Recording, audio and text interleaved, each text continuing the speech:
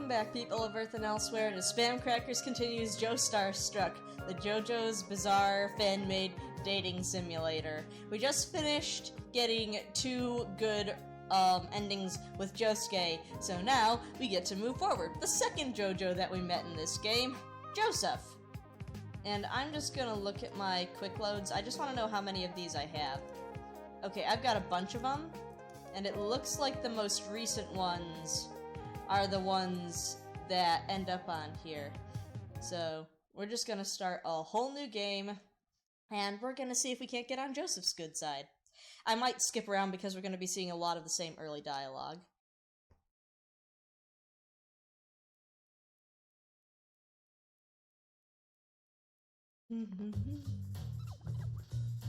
And I'm also messing with the audio levels, so if anybody can tell me whether or not I sound better or worse based off of previous videos, that would be really nice.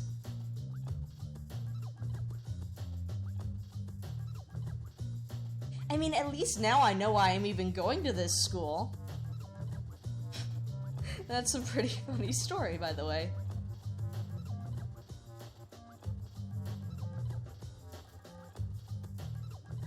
Also, now we know that Dio's the one running this school.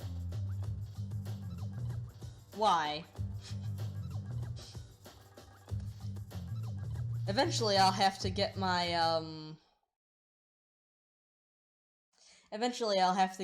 hey look, it's a vampire ending!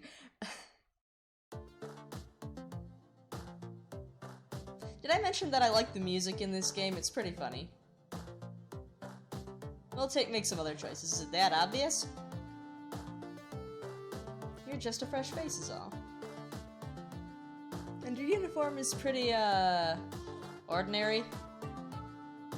He laughs. Almost everyone spices him up, like how you do. I make a mental note to spice up my uniform as soon as I can. Maybe a couple of pins on my lapel or something. Would that be thuggish enough? Mr. Jonathan asked me to give you a little tour. Oh, yeah. This is Josuke, by the way.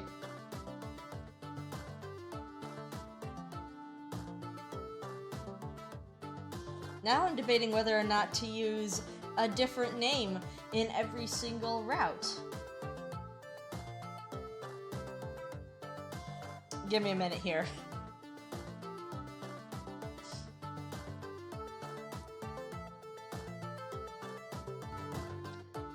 Yeah, this place looks, you know, pretty normal. A-hole alert! Here comes Joseph.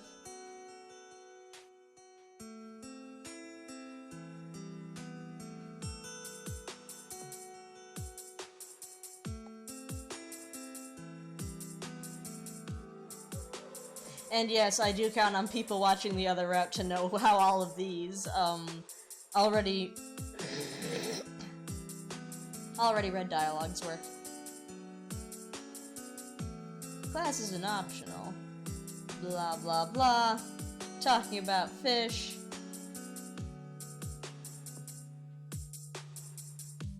Yeah, let's just use different dialogue options. I don't think it'll matter at this point. Wow, his hands are big. I'm Leslie, nice to meet you. Oh ho ho, so polite. Instead of shaking my hand, he grabs it and leans his head down. Wait. Holy shit, is he going to— he brushes a soft kiss on my knuckles before grinning up at me. The pleasure is all mine, I swear! This is how Caesar would flirt, right? I'm just saying. Josuke sighs, obviously used to Joseph's antics. Stop harassing the new kid, just tell us what you want. He's looking for Caesar, because they have, quote, a date at the fountain. Probably racing turtles.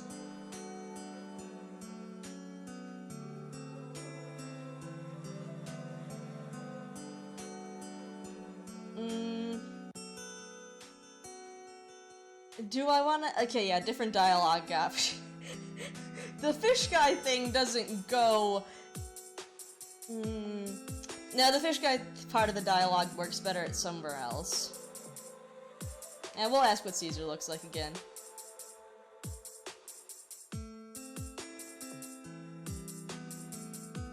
You guys finally dating? What do you mean?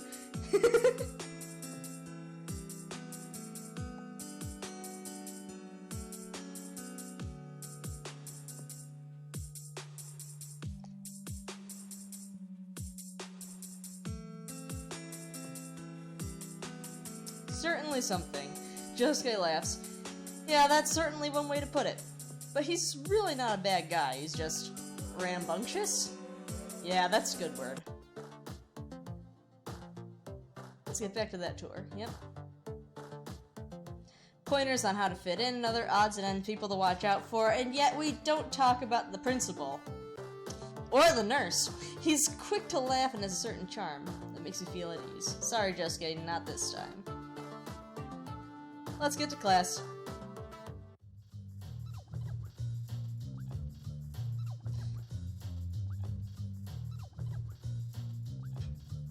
Mr. Jonathan. Nice to meet you too. We're gonna be polite. I appreciate that. Handful of petty crimes. Would you like to introduce yourself to the class? Not really, but we're gonna do it anyway. Aye, plebs.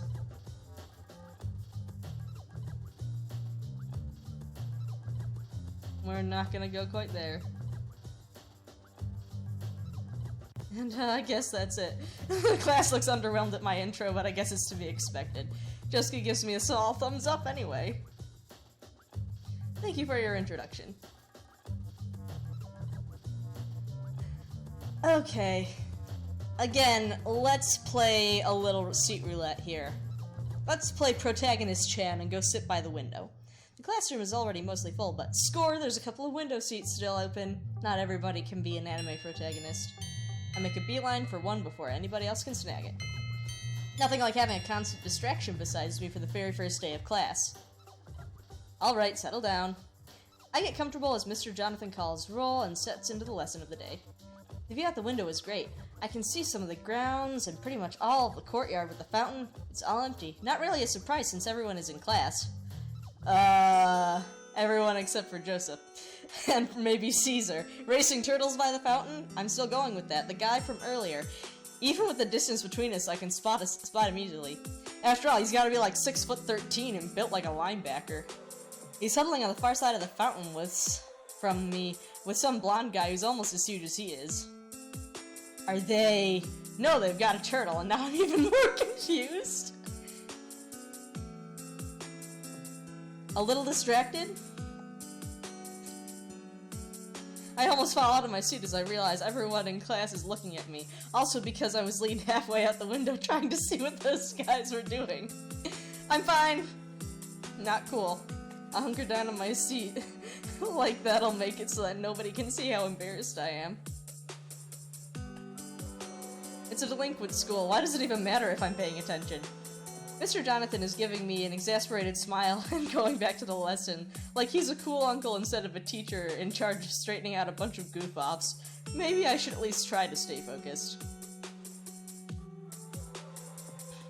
No offense to Mr. Jonathan, but I've never been able to pay attention long enough to listen to a lecture. It's only about 5 minutes before my pencil is just scribbling in the margin of my notebook instead of taking notes, while my brain tries to figure out how buff Mr. Jonathan is under his stuffy teacher clothes. The verdict, ripped enough to make those guys at the fountain look like pipsqueaks. What happened with them anyways? I casually look over to the window to scan the courtyard, but they're gone. Guess they're done with their turtle business. I settle back into my seat and pick up my pencil again. Maybe I can at least make it seem like I'm a good student. Sorry I'm late, I was busy winning a bet. All heads turn in the direction of the classroom door. Standing there with the smuggest grin I've ever seen is Joseph. Mr. Jonathan, it's nice to see that you finally decided to join us. Sass from the teacher, ooh! But he's got a patient smile on. What a big old teddy bear. Good to know we can get away with stuff. Of course, what else am I gonna do around here? Joseph laughs and saunters through the rows of occupied desks and chairs towards me. As he comes closer to me, I'm struck again by just how big he is. Wait, why is he coming over here? All of a sudden, I remember the empty seat behind me, and Joseph tosses himself into it like he owns it. I had guessed right, I knew Joseph would be in this area. No need to stop just because I'm here. Go back to doing your teacher thing. Even though I can't see him, I can hear that goofy smile on his face. Mr. Jonathan looks like he's about to this close to rolling his eyes so hard he falls over, but instead he just turns back to the chalkboard and goes back to the lesson. Well, we are trying to get Joseph's route, so let's look interested. Holding back on impulses is for chumps. I turn around in my seat to size up Joseph. Congrats on winning your bet. Joseph grins and gives me a thumbs up. Thanks, it was just for vending machine snacks, but it's always fun to kick Caesar's butt at something. Ah, so the blonde guy was Caesar. I should have guessed as much, but now it's confirmed. What were you doing with the turtle? Oh, you saw that? We were racing them. And they like water, right? So we brought them to the fountain so that they wouldn't shrivel up or anything. Huh, I didn't know that. Cool. I never even really thought twice about turtles before, but Joseph is smiling like a goof, and it's contagious enough to make my face hurt.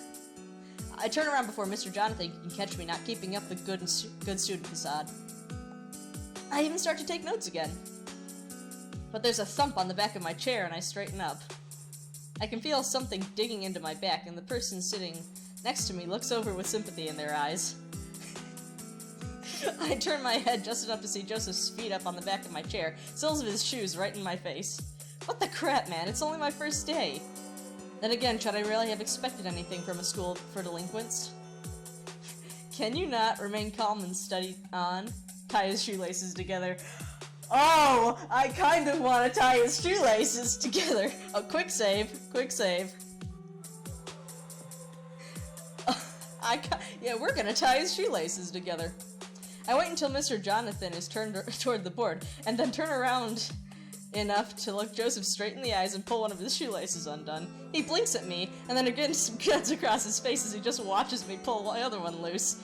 By the time I'm done tying them together in the worst knot I can think of, he's trying to stifle laughs behind his hand. I toss him a chef's kiss and turn back to my notebook grinning like an idiot. Yes! My seat shakes as he tries to undo the knot, and after a minute his shoes are back on the floor so he can struggle with it some more. But he's still snickering to himself, so I pat myself on the back for a job well done.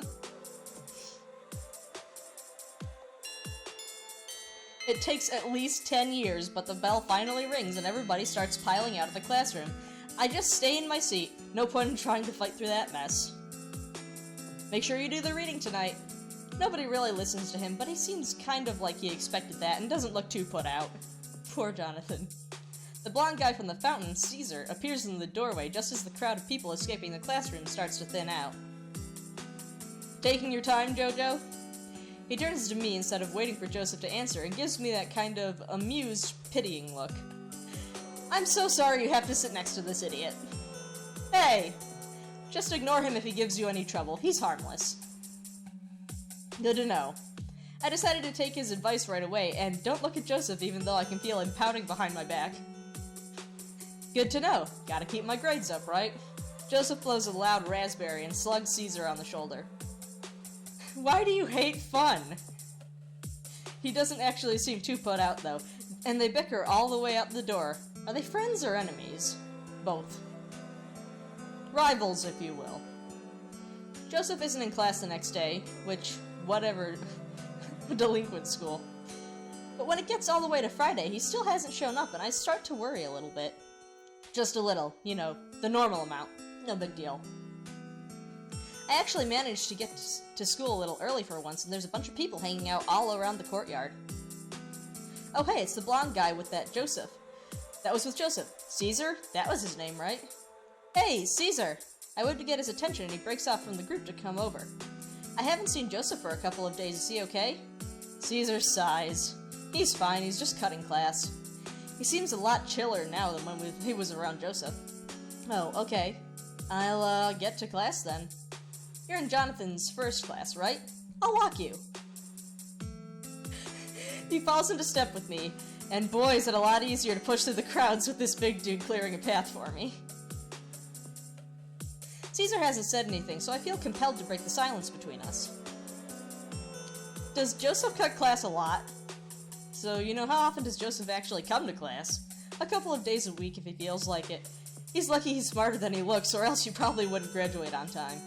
He's smiling like it's a compliment instead of a burn, and I grin too. People like that suck. I have to study my butt off, and I'm still just barely scrape by. Caesar laughs. I know, it's so unfair.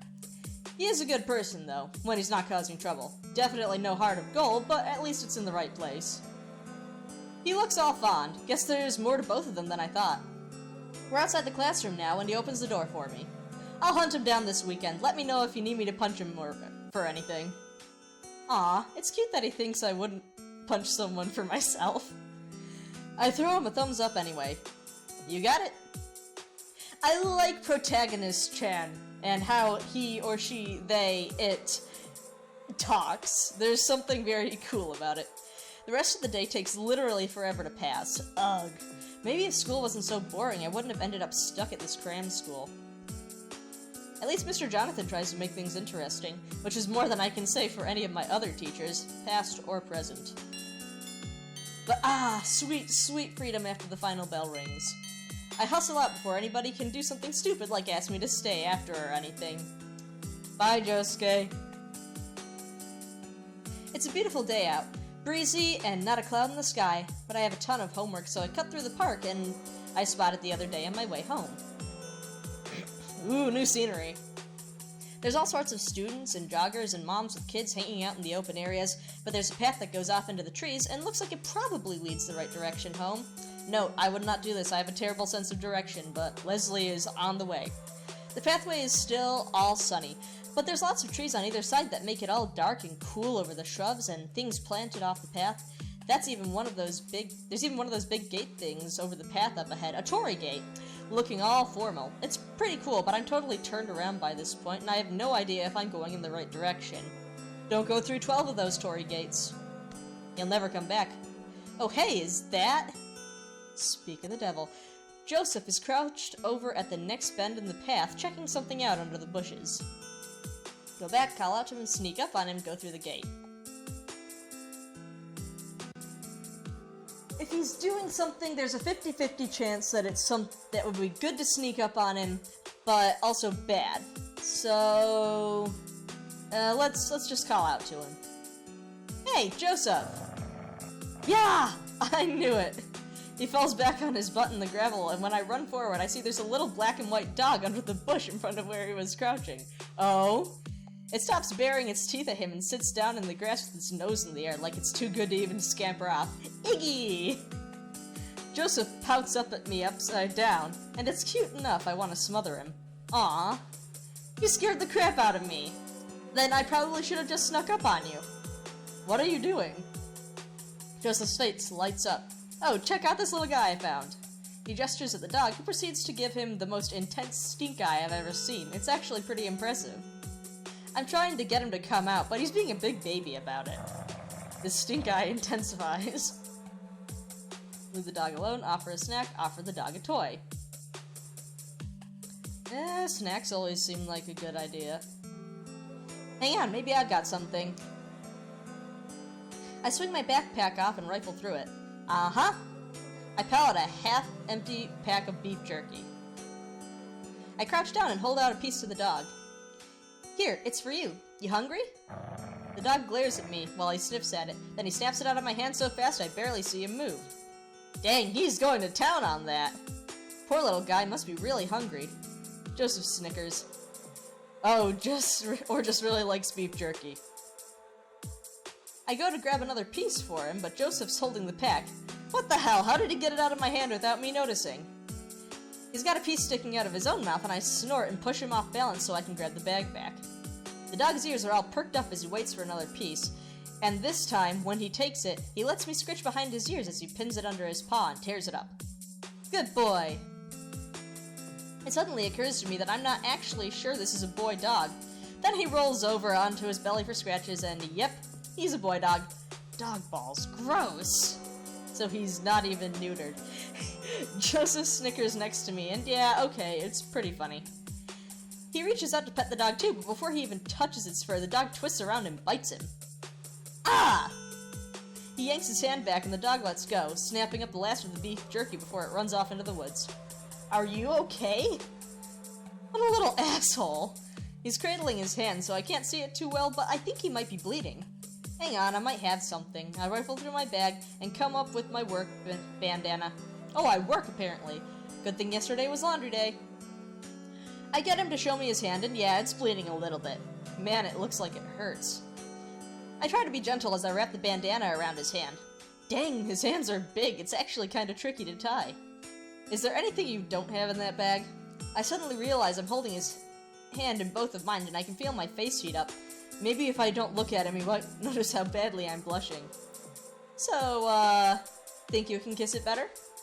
He actually sounds a little bit shy. Oh wow. Holy wow, I can't even get myself to say anything. And I'm still holding his hand. Smooth. Real smooth.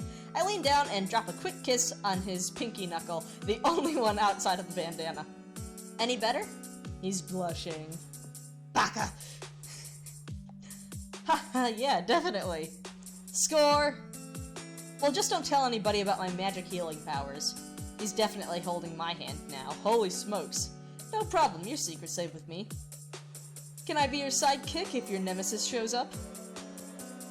I finally managed to look at him and he's grinning all huge and adorable, and I am so done for. It should be illegal to be that cute. I give him my best grin back. I don't know, it's a lot of responsibility. Come on, give me a chance. He stands up and pulls me to my feet, easy as anything. How about you tell me your backstory while I walk you home, so I know what I'm up against. Okay, but if we get ambushed by evil ninjas, you better hold your own. He gives me a thumbs up with his good hand. I won't let you down. I am doomed in the best way. Ooh, May. Much better. Okay, I should really get out of bed before I fall asleep again. I broke the clock, is that what I just heard? Instead of feeling the normal bored annoyance I have as I stretch and stumble my way into my uniform, I'm actually pretty excited today. Over the last few weeks, I've figured out that there's a 50-50 shot that Joseph will show up to class on any given day. According to Caesar, those odds used to be a lot lower. Also, according to Caesar, the odds changed once I started coming to school. Even if Joseph doesn't show up, Caesar and I usually have a cool time hanging out, and after school we can usually track Joseph down so the three of us can chill together. I like this. I still hope Joseph shows up today. Class is way more fun with someone to goof off with. Dang, I'm kinda late. Well, late for being early. There's still time for the bell, but I like getting in at least a few minutes early so I can talk trash with Caesar and get ready for the day. There's still a few people hanging around in the courtyard, but mostly everyone's already inside. I'd better hurry. Mr. Jonathan isn't here yet, so most of the other students are just standing around talking. Oh, hell yeah! Joseph's here! I catch his eye and we grin at each other as I saunter over and toss myself into my seat. You're here early. Oh, am I? I hadn't noticed. He's acting a little different. It's not a big thing, but he is definitely plotting something. We all know you never get here before Mr. Jonathan is at least 20 minutes into a lecture. Joseph puts his hand to his chest like I've wounded him. Now you listen here, Leslie. I am an excellent student, and I will not have you slandering my good name like this. You're up to something. I'm not. You are too. He grins. Okay, maybe a little. I knew it! I lean in over his desk conspiratorially. So, are you gonna let me in on the plan? I prefer to utilize the element of surprise. This isn't a prank on me, right? It's not. He traces a cross over his heart, but the grin still hasn't left his face. Promise. Before I can pry any more, Mr. Jonathan comes into the room. Good morning, class. Dang. Well, I'm sure I'll find out pretty soon anyway. Mr. Jonathan starts on his usual morning stuff. The guy tries, but there's only so much you can do to make an 8 a.m. cram class interesting. Even with the anticipation for Joseph's mysterious prank, I can already feel myself zoning out. Is it a whoopee cushion? The class is deathly silent. Mr. Jonathan clears his throat. So, on to the next order of business. This time, the whole class bursts into laughs. Who is responsible for this? Josuke bolts up straight in his chair. It's not me! I didn't say that it was you. I'm just clearing my name here and now. Another quack comes from out of nowhere. Quacks? Where is that coming from? Jonathan looks pretty flustered and everyone around is trying to find the perpetrator. I, of course, already know who the culprit is. Our eyes meet and Joseph drops me a wink. Let's see how it plays out. We're here to be on good terms with Joseph. I try to hide my grin and glance back at Joseph. He laughs, but skillfully disguises it as a cough. I look back at Mr. Jonathan, and he's clearly trying not to laugh himself. Alright, that was a good joke, but we need to get back to the matter at hand. Mr. Jonathan stops trying to talk and looks straight at Joseph. Oh crap, he figured it out. Well, I guess it's not hard if you know Joseph. Or, even halfway paying attention to Joseph and giggling, shooting each other meaningful glances all the time. We really have to work on our poker faces. A few silent seconds pass, and Mr. Jonathan looks back to the rest of the class. I'm glad that Joseph had the common sense to stop with the quacks while we were still ahead. In any case, before I was interrupted, I was trying to tell you all about the class trip. Class trip! The class interrupts into excited chatter, and Mr. Jonathan looks all happy. Alright, settle down, settle down. He waits for the class to regain some composure before continuing. This year we'll be taking a trip to the beach. Yay! This is awesome! I look over at Joseph. I can see the gears in his head turning. He's probably already imagining all the shenanigans he can get up to at the beach. The class eventually settles down into the daily grind of learning stuff, but even with our noses in our textbooks, everyone is clearly busy thinking about the upcoming trip. Got a few more minutes. At the end of the day, I'm really looking forward to some leftover spaghetti and trashy television. Hey, Leslie, you're heading home already?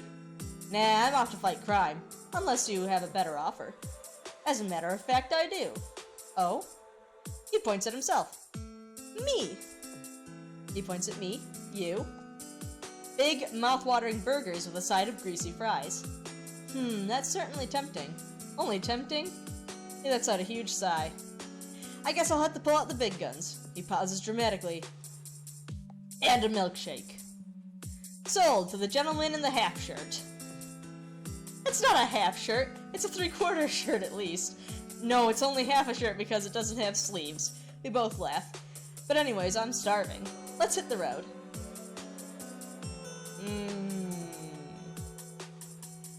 Do we want Caesar third wheeling, or do we want to just go straight for the easy route? I mean, I can't imagine anything incredibly bad happening if we ask for Caesar to come with us, but...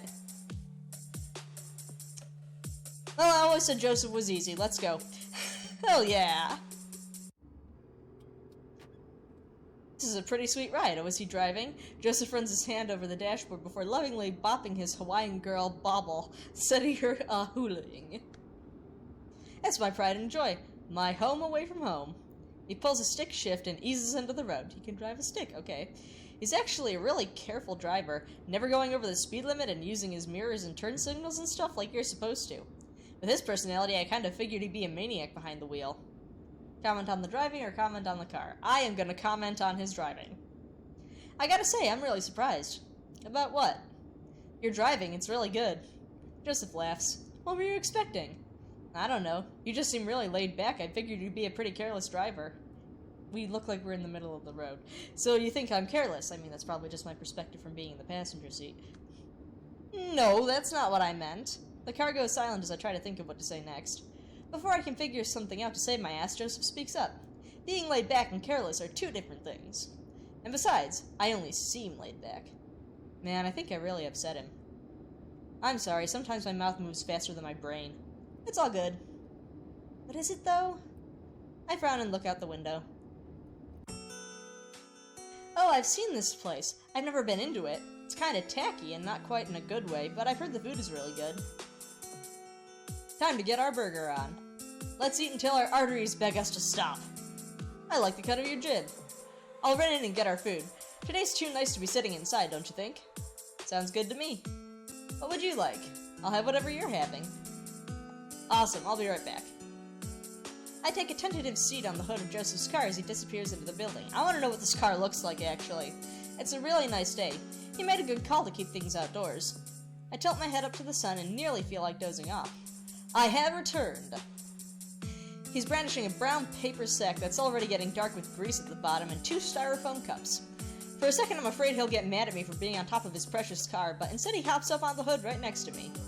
Looks like we're having the standard fast food meal of burgers, fries, and milkshakes as promised.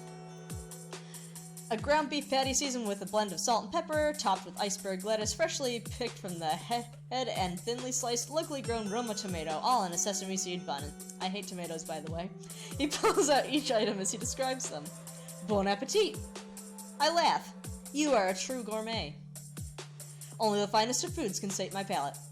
He winks and unwraps his burger, and then takes a huge bite. The acidity of the tomato pairs perfectly with the saltiness of the beef, a true venture into the realm of balanced flavor. I laugh and try out the fries. They're really good. I know you're being a goof, but it almost sounds like you know what you're talking about. I take a sip of my milkshake. Vanilla.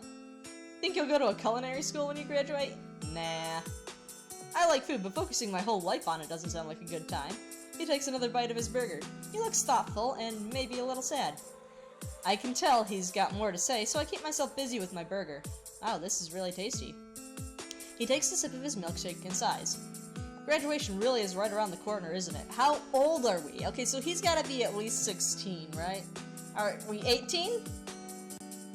18. I nod. Joseph fiddles with his straw. Caesar's going to Italy on a scholarship. The guy's got his whole life planned out. I can tell that bothers him. Even I can tell that bothers him. I swallow my bite. Are you upset that he's leaving? What are your plans after high school? I'm gonna ask if he's upset that he's leaving. Joseph shakes his head and smiles kind of weird. No way, I'm really happy for him. He's always been really driven. He sees what he wants 10, 15, 100 miles down the road, and he can figure out how to get there and goes after it with all his heart. He pokes at his fries. Knowing what you want in life is probably the most important thing in the world. Blah blah blah, he got really deep there, I think is what it says. I take a long sip of my milkshake. We gather up our trash and put it back in the bag. Thanks for the meal, man. Don't mention it. We throw our trash away and hop off the hood of his car. The air is starting to cool down as the sun touches the top of the nearby trees. We haven't gotten to a point where we actually have like an illustration of Joseph yet. We had a few of those with Josuke, so maybe this is gonna take longer? It's gonna get dark soon. Yeah.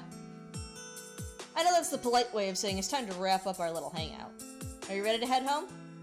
I shrug. It's starting to get late, and it is a school night, and I haven't done any of my homework yet, but I kinda really don't want the night to end yet.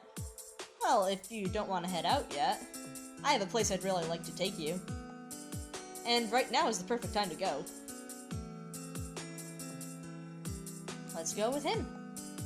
I smile a little. Alright, I'll bite. Joseph grins so huge it makes my heart skip a beat. Awesome. He opens the passenger door for me. In that case, let's get rolling. He puts on some music and it mingles with the sound of the car engine, and the red sunset makes it easy for my mind to wander. Red sunset, please. All you really gotta do is change up the lighting a little. Joseph talking about the future really makes me think about my own. What do I want to do with my life? Who do I want to be? These are really big questions, and I don't have any idea of what the answers are. I don't think I will anytime soon, either. Graduation, it really is coming. Well, now it's darker. At some point, the sun went the rest of the way down behind the trees. Joseph's headlights are on, throwing two pale circles on the asphalt, zooming under us. We've been going uphill for a while now. It's not really enough to feel much different, but I hold my nose and pop my ears just in case. Almost there. I side-eye him with a little grin. You're not taking me to some creepy cabin in the middle of the woods, are you? Because I've seen all the horror movies, and you won't get me that easy. Joseph snickers. Maybe, maybe not. I laugh. He really won't let me know anything about this place, will he? We veer off the main road onto a dusty dirt path I would have missed if I had been the one driving. Branches brush across the car as we go all along the bumpy trail. It's barely wide enough for his car, and we're still going up. I think that's probably a typo. The path ends in a grassy clearing on a hilltop. Here we are!